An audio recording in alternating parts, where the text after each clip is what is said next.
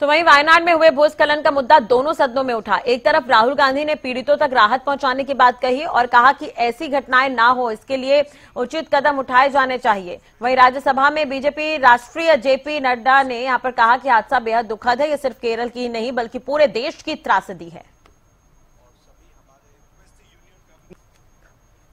यह जो त्रासदी है यह सिर्फ केरल की त्रासदी नहीं है, सारा देश इससे द्रवित है।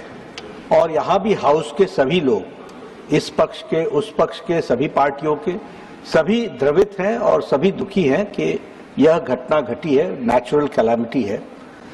भारत सरकार भी प्रधानमंत्री मोदी जी के नेतृत्व में प्रोएक्टिव होकर के जो भी केरल में राहत कार्य के लिए आवश्यक है वो कर रहे हैं और वो किया जाएगा।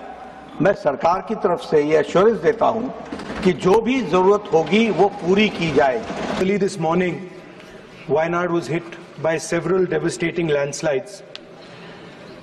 More than 70 people have been killed. Mundakai village has been cut off, and the devastating loss of lives and extensive damage is yet to be assessed due to the scale of the tragedy. I have spoken to the Honourable Defence Minister and the Chief Minister of Kerala.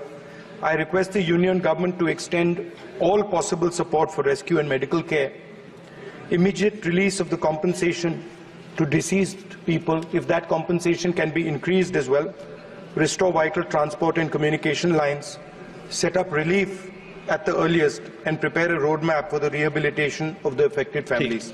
Okay. Even as I speak, the threat of landslides looms over many areas in Wayanad and the Western Ghats.